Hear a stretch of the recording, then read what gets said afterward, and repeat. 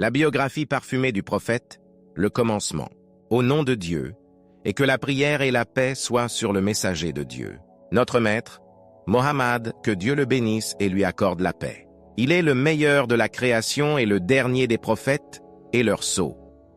Quant à sa lignée, que Dieu le bénisse et lui accorde la paix, c'est une lignée noble, pure et pure. De la pure progéniture des hommes jusqu'au sein pur des femmes, il n'y a pas eu d'inceste dans sa lignée d'ignorance. Il est plutôt passé d'un mariage à l'autre, jusqu'à l'honneur de cette existence, que Dieu le bénisse et lui accorde la paix. Nous commençons par son grand-père, Abdul Muttalib, le grand-père du premier prophète. Abdul Muttalib est un titre, pas son nom. Son vrai nom est Shayba al-Hamd. D'où vient le nom Abdul Muttalib? Le nom de son père était Hashim. Il était le seigneur de Quraysh et il épousa Yathrib. Yathrib est ce qui est maintenant connu sous le nom de Médine.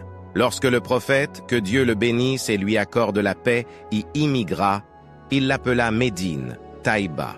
Et Taïba, parce qu'il n'aimait pas le nom Yathrib, parce que Yathrib était dérivé de la saleté, signifiant corruption. Hashim était le chef des voyages d'hiver et d'été.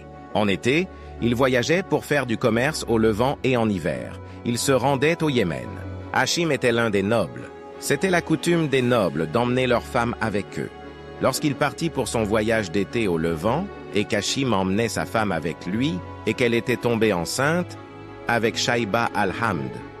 Lorsqu'elle est arrivée à Yathrib, elle a accouché et lui a donné naissance. Hachem l'a donc laissé avec son peuple et a continué son voyage vers le Levant pour le commerce. Au cours de son voyage, il est mort dans la ville de Gaza et y a été enterré. C'est pourquoi il a été nommé Gaza Hachem Abdul Muttalib, est devenu orphelin et a été élevé par ses oncles maternels, et son nom parmi eux était Shaybat al-Hamd. Puis son oncle, le frère de son père, vint de la Mecque et son nom était Al-Muttalib. Il dit à sa mère: « Mon neveu Shayba al-Hamd doit rejoindre les Quraysh, car ils sont sa famille et son peuple, et nous sommes des gens d'honneur parmi notre peuple. Il n'est pas permis à mon neveu de rester avec vous. » Sa mère a dit: « Devons-nous lui donner le choix ?»